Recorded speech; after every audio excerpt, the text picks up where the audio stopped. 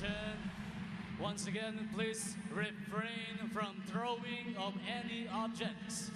Anyone who will be caught are subject to ejection and arrest. Please refrain from throwing of any objects.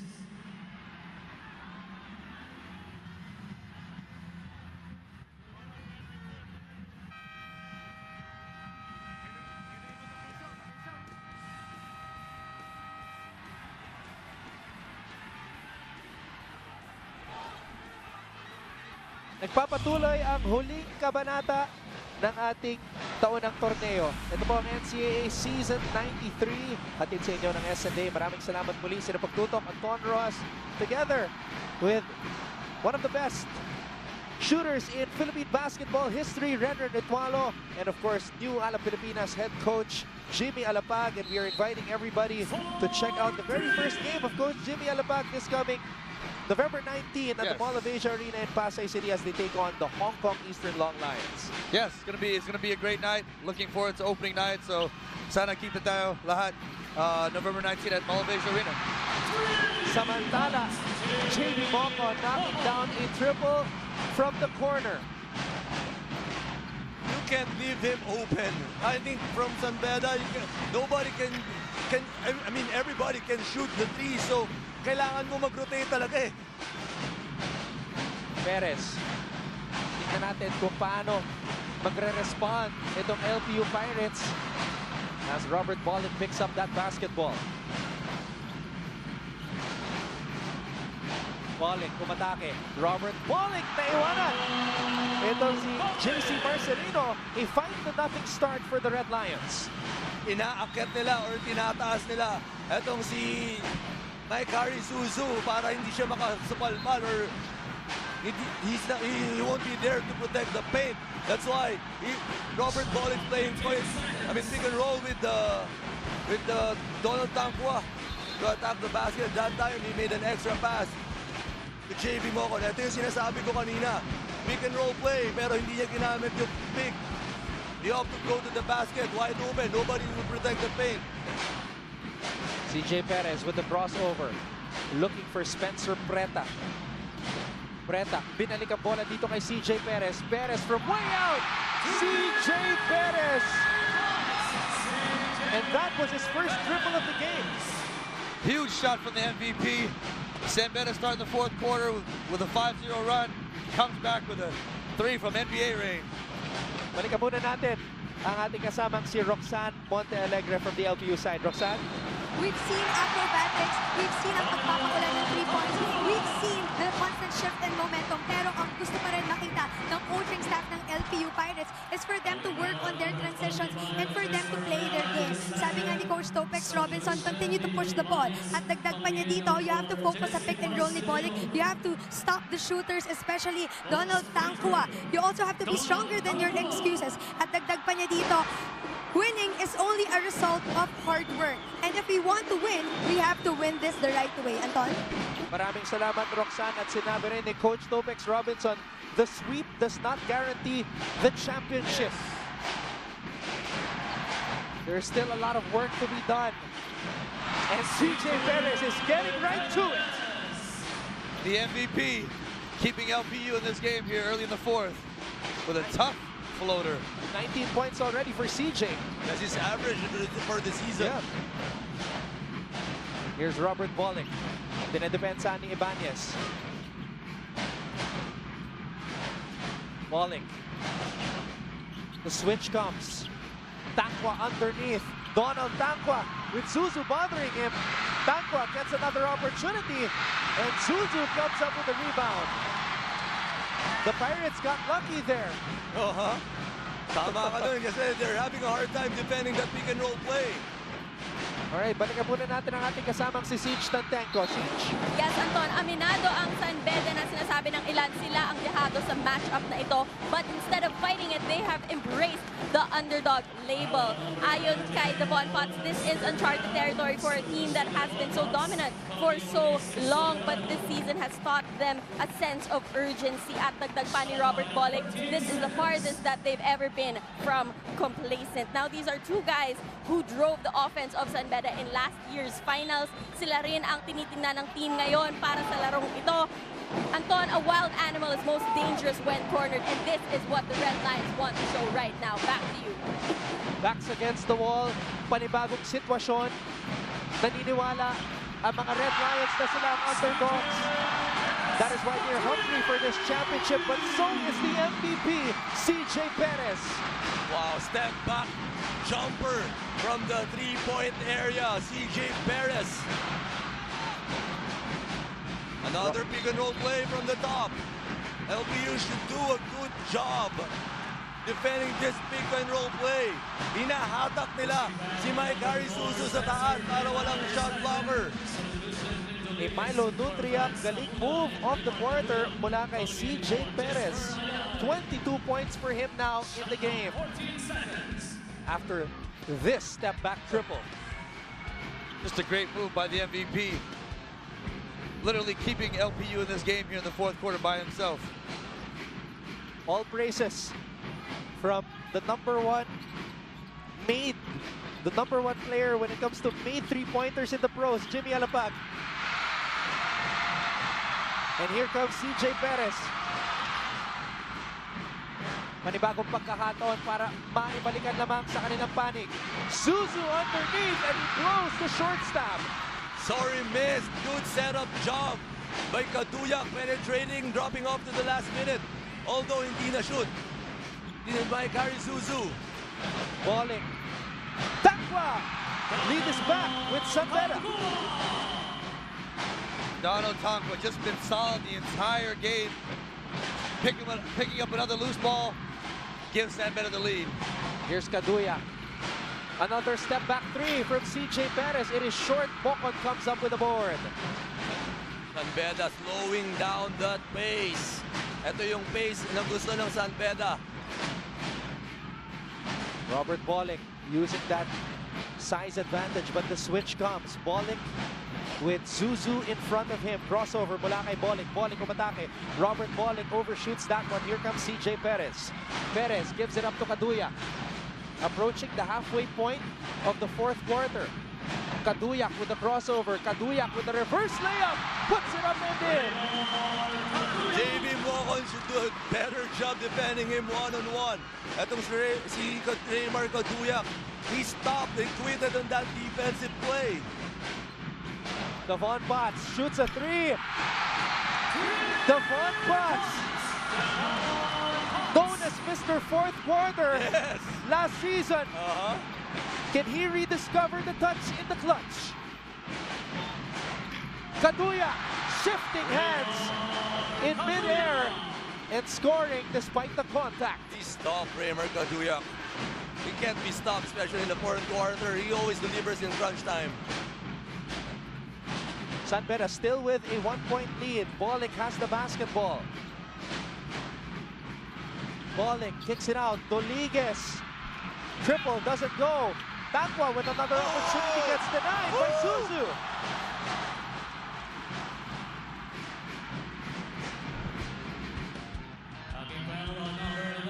Yan yung sinasabi ko, JP Mocon should do a better job moving his feet. He just tweeted on that defensive play against Kaduyak. As we check out this Vivo clear shot of the game from Mr. Devon Potts. 13 points for Devon. And he's talking. The swag is back for Mr. Potts. Actually, if you look at his eyes, ano nangyayari? Nagkakaroon ng trash talking between what? Reta and Devon Potts. Well, if you look at his eyes, itong si Devon Potts entering this ball game. Merong fire. He's locked in. Yeah, he's focused. He asked for the minutes. Yeah, he's really motivated. He asked for more opportunities from Coach Boyd Fernandez, and he's not disappointing his coach. And you know, Anton, Ren said earlier, this is a championship-tested team in Beda against a team that's been dominant the entire season. So it's going to be real interesting to see this last 4:51, which team makes the big plays down the stretch, who will take care of the ball, and who will get some shots to go down. Now, the thing about LPU and Beda this season, both games went down to the wire. And it looks like with the way things are going, the trend will continue. We'll see.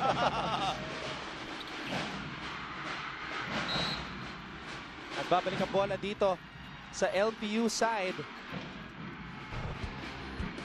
Ayaw maghiwalay itong dalawang koponan na to eh. Oh, you gotta wait for a push there. As the Tangkwa. CJ Perez, his team down. Kick out goes to the corner. Oh, no way. Oh. The foul on Rodriguez as the Marcelino twins were trying to connect on that opportunity. They won't settle for that outside shot. They're gonna keep on attacking. The ball bats, averaging what? 6.7 per ball game. Now he has 13 points. 14 seconds on the shot clock. Kaduyak faking that three.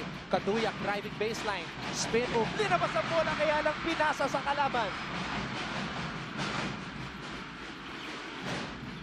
Mocon. Here's Rodriguez. San Beda trying to slow things down and settle down here in the fourth as they have a 2-point lead. They're denying that basketball from Robert Bolick. Someone has to create for San Beda. Bolick looking for a teammate. Bola napunta kay Potts. Ball goes back to Devon. Devon has 5 to shoot. Devon Potts with a fadeaway. Short. Here comes Perez. Perez with a spin move. Nabitawan ang bola. JC Marcelino ties the game. Wow! They're always first in the ball. Panalo lahat sila sa 50-50 balls itong LPU Pirates. This is the 6th deadlock of the contest. Donald Tangkwa like a tank down the lane. Parang sabi ni Coach Boyd, no, no, no, no, yes! You don't want a big man dribbling that basketball, but Tangkwa did a good job. I could not give the lead to LPU. Balik ang bola dito kay Robert Bolick. Uli. Here come the Marcelino twins diving for that basketball. A successful steal. There's that pressure defense we talked about. Just relentless in their ability to run and jump and to trap the ball handler. Gets them a steal here. Last 3.5 to go. 27-17 para kay Donald Tangkwa. 12 of 20. Ang taas ng percentage na ito. Just a workman-like effort from Donald Tangkwa again today, coming off of a 34-point, 13 rebound outing last time these two teams played. Right back at it, 27 and 17 today. JV Marcelino to JC Marcelino. The twins trying to make an impact here. JC unable to convert on that floater. Ball is back with San Beda. Pass that ball. The twins are at it again. And they force another steal. The Marcelino twins force another steal. You have to pass that basketball. You can't dribble that basketball in the corner. Lisa trap zone right here. Kakampi nila yung sideline. Devon Potts accelerating. Devon Potts gives it up to Presbitero. Pinasa ang bola kay Mocon. And the Red Lions will try to settle down here. And a foul as Mocon was backing down. 9 fast break points para sa LPU Pirates. 18 turnovers naman sa San Beda Red Lions. Like I said earlier, you can't dribble that basketball. It's too much against these Pirates. They're gonna steal that ball. Wow. 22 points off turnovers. Itong mga pirata. 3 points lang para sa San Beda Red Lions. And another foul underneath. You know, Anton, you spoke earlier. The first 2 games these teams played came down to the wire. Looks like they're going for part 3 tonight. Red, how many overtimes? JV Mocon. Quiet outing for JV as compared to his previous game against San Sebastian. but he's still on his way to a double-double with 8 points and 8 rebounds. That's his average, I mean, almost his averages in the season. Ito si JB Mocon.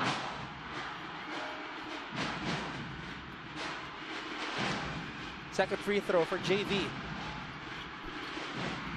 It's good, and he gives the lead back to the defending champions. JC Marcelino. Kaduya. This is a play LPU loves to run. Kaduya at the top of the key. Binigay ang bola dito kay Zuzu.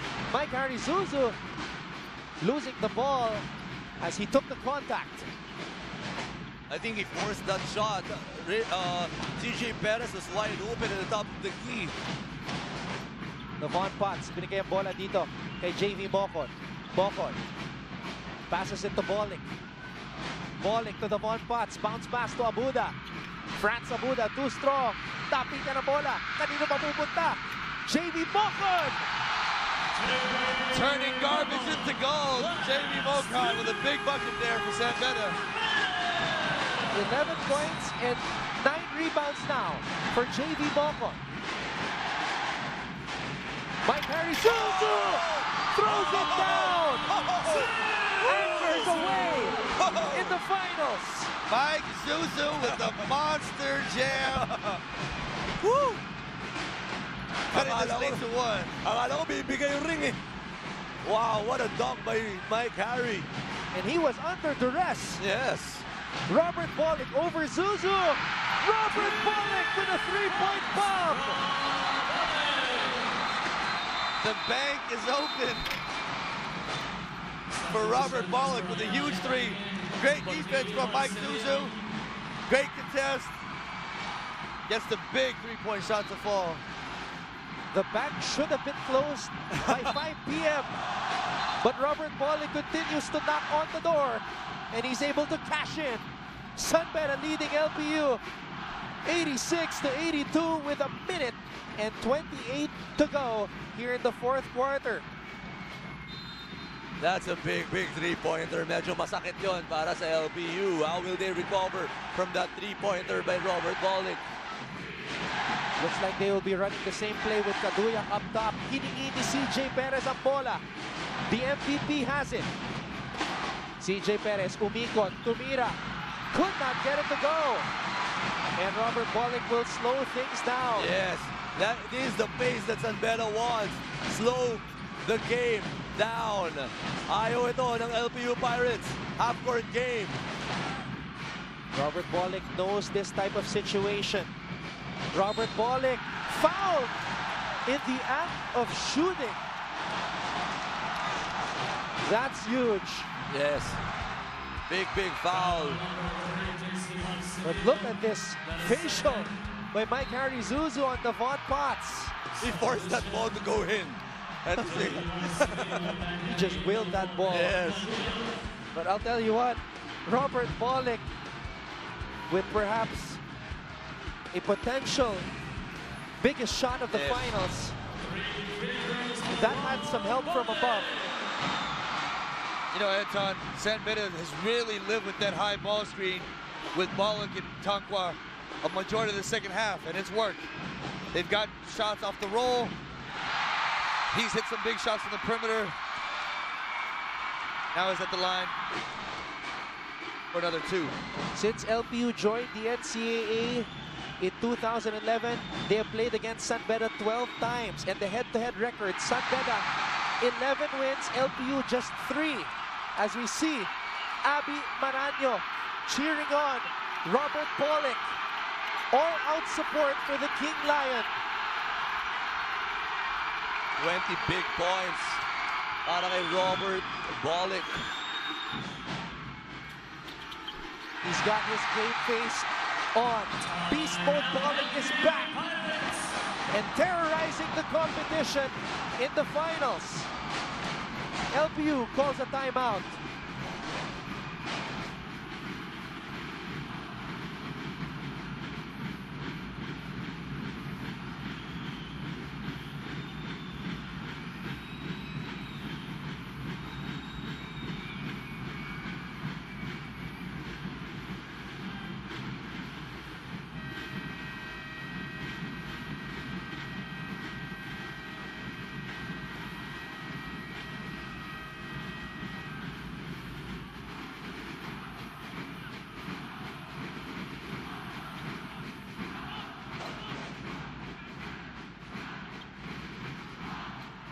Let's take a look at the Vivo player profile of CJ Perez, the NCAA Season 93 MVP. 22 points for CJ with 8 rebounds and 2 assists. But right now, he's got to make something happen here for the Pirates.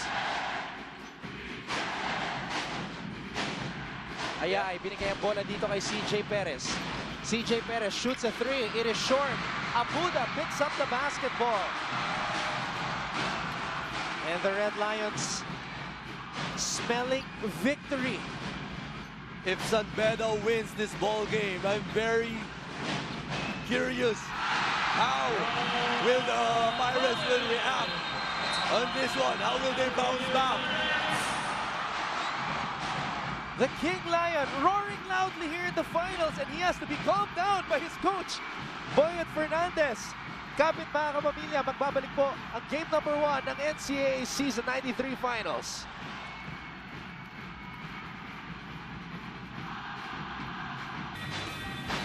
Aside from the stars on the court, we also have stars in the stands. Kanina, pinakita si Patricia Bier cheering for San Beda. Kitang-kita sa ating smile, you're on cam LPU, needing a miracle here. Mike Zuzu getting another basket. Bolick, nabitawan ang bola. Here comes CJ Perez. Preta, nabitawan ang bola, and Perez recovers it for the basket. Hindi pa tapos to. Hindi tumitigil pa rin ang LPU Pirates. They're forcing turnovers pa din. Relentless until the very end. Look at Bolick, 23 points, 10 points in this quarter. CJ Perez ang pambato ng Pangasinan. Took a leap of faith when he left his province at the age of 15 to try out as a walk-in in San Sebastian, and he ends up here in LPU, becomes the MVP. But his team right now down by 4 against the defending champions, as we will try to listen in on this huddle.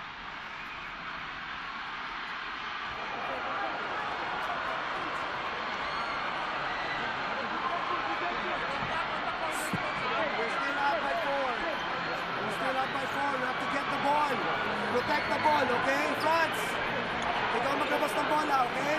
No turnovers, guys. Nandito bench natin. Here, Franz.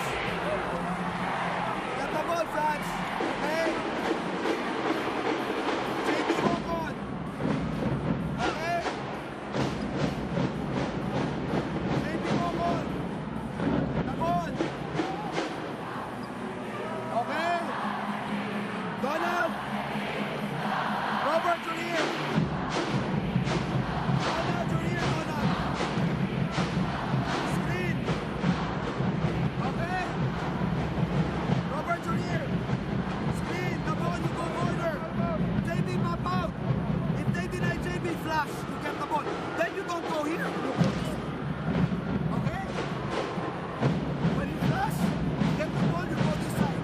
JB, lagat ka! Okay? One more, Franz! JB! The ball! Donald! Robert! Screen! Go! Back out! Flash, Robert! Donald! Go here! Well, obviously, they want the ball in the hands of Robert Bolick. He's the leader, he's the king lion right now for the San Beda. For San Beda, Boyet Fernandez has the confidence that Robert Bolick will take care of that ball. And soon we will also see Ala Pilipinas head coach Jimmy Alapag drawing up plays in the end game, just like Coach Boyet Fernandez did. Hopefully I'll be as good as Coach Boyet. Critical situation here for the Red Lions. Devon Potts gets the basketball, throws it out to Robert Bolick. And JV Marcelino has no choice but to foul Robert. You know, Anton, as Ren said earlier, Bollock's just been huge for San Beda in the second half. Really took over this game. Just went to the high ball screen, made such great reads, either looking to score or finding Donald Tonkwa on the run, on the roll. Here he is, trying to steal the game, misses the first. And sometimes for players, that happens. You just have the heart to take over the game, and that's what Robert Bolick did. Absolutely, he's San Beda's leader. It's the finals. He took it upon himself to make plays, and here they are with a 5-point lead with 15 seconds to go. Robert Bolick with 24 points in the game right now. I think he has 12 points in this quarter alone. Spencer Preta missing on that long triple. Devon Potts is fouled.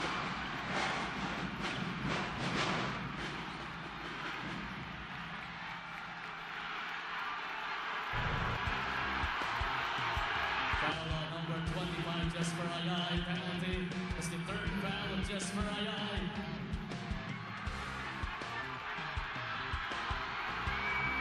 Shooting two, Devon Potts. Oh, what a game, what a moment for Devon Potts. Jimmy, as reported by Siege earlier, he asked for this opportunity. Humingi siya ng mga minuto from Coach Boyet Fernandez, and I think he has delivered for his coach. Absolutely, Anton. Again, for a player like Devon who struggled here in the regular season for San Beda to come out in game one of the finals, ask his coach for more minutes, and come out here in game one and perform like he did today. Huge credit to Devon Potts, helping San Beda get this first win.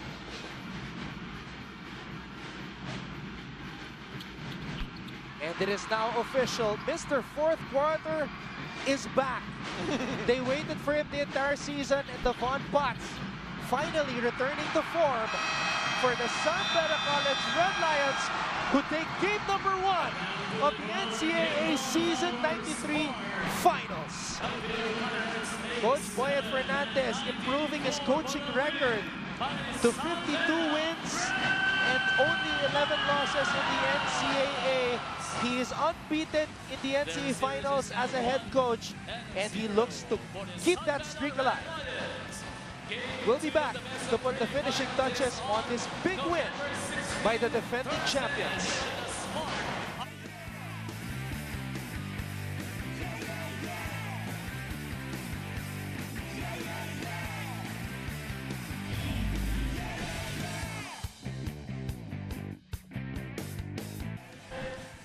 San Beda College, ang defending champions, ang unang koponan na nakatikim ng panalo kontra sa LPU Pirates dito sa Season 93 ng NCAA. Sila po ay nagtagumpay sa isang makapigil hiningang laban dito sa game number 1 ng Finals. 94-87 ang ating huling talaan as we check out our chair for PGM. Tangkad sagad score of the game. Donald Tangwa. What a performance from this native from the Republic of Cameroon, from the capital city of Yaoundé. Very solid performance for Donald. Stepped up on this ball game against Mike Harizuzu and the Pirates. Kailangan pa rin nila yan until the game 2 and game, or possibly if there's a game 3, kailangan nila yan si Donald Tangwa. Experience prevailing. Yes. Favoring San Beda dito sa series na ito. They are the defending champions. LPU has never been in this situation. And now, for the first time, LPU's backs are against the wall. This is how quickly situations change in the NCAA as we see Robert Bolick. Coach Jimmy, you had a lot of good things to say about this young man, Robert Bolick, tying his career high, 24 points. He took over in the 4th. Yes, Anton. You know, I think Robert Bolick grabbing yung effort niya into the second half of the game.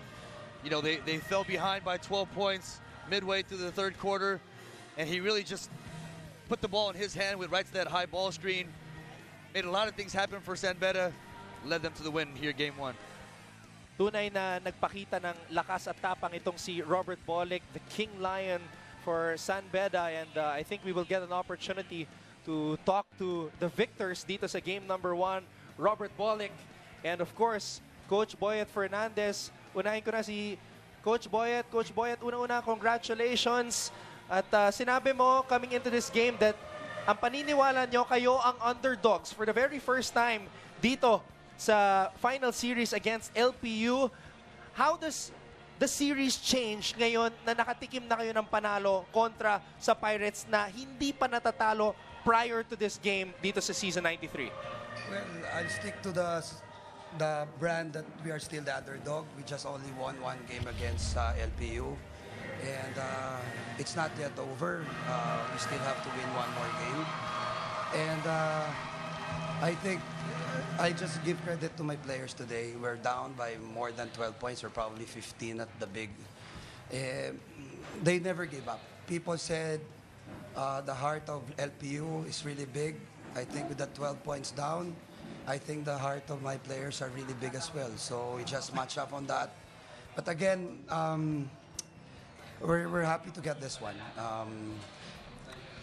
Everybody's watching this game, and again, it's my boys who really step up this game. Wala. Diskarte na lang ng mga players ko nun. So again, I give this game to my players, especially to Robert, who really step up in the second half. Coach Boyet, Renren Ritualo, congratulations, Coach. Thanks, Ren. Yeah. You committed 19 turnovers and they converted 25 of those turnovers. Ano magiging preparation nyo coming into the game 2? Kasi we all know that's their strength. So you guys are up by 5 points ending this ball game. So if you can cut those turnovers, you'll do a good job. So how will you approach game 2? Again, tama ka doon, Ren.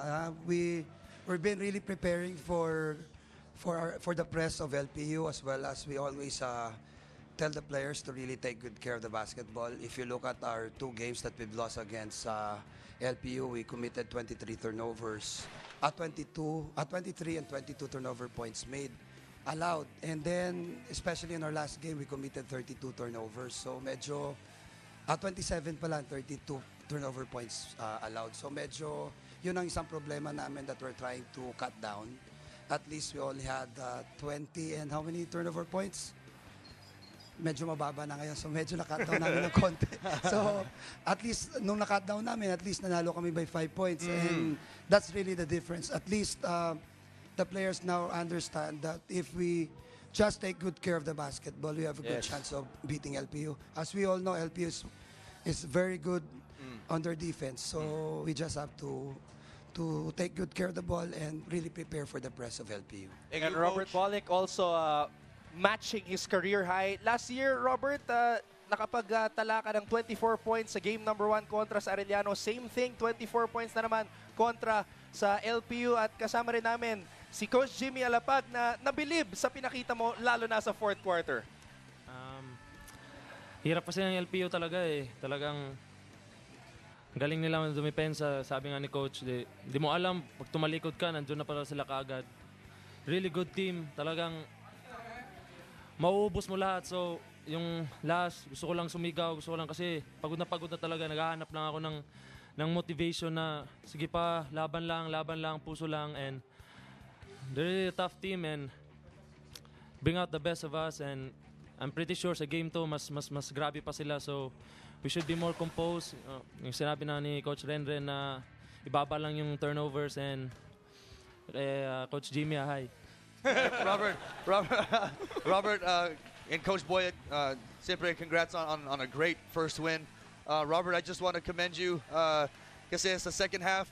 Parang when you guys fell down by 12, 14 points, yung effort and yung leadership mo, just getting LPU in the high ball screen, kasama si Donald Tankwa. I think you guys had a lot of great plays with you scoring the ball and finding Tankwa on the rolls to the basket. I just want to commend you. So congrats on the first win. Sana pahinga muna. I'm sure it's gonna be another great game too. So all the best. Thank you, Coach. All right, congratulations to Coach Boyd Fernandez and Robert Bolick as they will continue the post-game press conference there in the media room. Once again, San Beda College prevailing over LPU in game number 1, 94-87. Coach Jimmy, electric atmosphere inside a venue where I'm sure you and Renren have a lot of incredible memories. Oh, you know, Anton, you have to love it. Great atmosphere, like you said, here today in Araneta Coliseum. 2 great teams, the 2 best teams dito sa NCAA this season. Again, a great effort from LPU, but I felt San Beda down the stretch made the plays, slowed the game down, and like Ren said earlier, part of the rain check was to control the tempo, and I thought they did a great job of really slowing the game down to their pace in the end game. At magpapatuloy ang ating huling kabanata dito sa Season 93 ng NCAA for game number 2 on Thursday as LPU has their backs against the wall and will try to stay alive on November 16 dito pa rin sa Araneta Coliseum. That's game 2 of the finals of best of 3 series. San Beda 1 win away from the championship. At paalala lang po sa lahat ng mga fans ng Alab Pilipinas at syempre mga fans ni Coach Jimmy Alapag, please support his team on November 19 at the Mall of Asia Arena. Coach Jimmy, kindly invite all the fans of Alab Pilipinas to support the ABL and to watch right here on SNA. Yes, to lahat yung ABL and Alab Pilipinas fans, sana kita tayo November 19, 8 p.m. next Sunday for yung opening game namin against Hong Kong Eastern, yung defending champion from the ABL. So sana kita tayo dyan. Really excited for the upcoming season and looking forward to opening night. So thank you. Appreciate the love and support, and hopefully we'll see you next week. And thank you, Coach Jimmy, for joining myself and Renner Netualo Thank you. for a great broadcast today here in the finals of the NCAA. Thank you, guys. Muli, nanalo ang San Beda College ang defending champions kontra sa LPU Pirates dito sa game number 1, 94-87. Sa ngalan ni Direk Abet Ramos, Siege Tantenko from San Monte Alegre, Coach Jimmy Alapag, Ren Ritualo at ng lahat ng mga bumubuo ng ABS-CBN Sports, ako po ang inyong lingkod, Anton Ross, nagsasabing magkita-kita muli tayo sa game number 2 ng NCAA Finals dito lang sa SNA.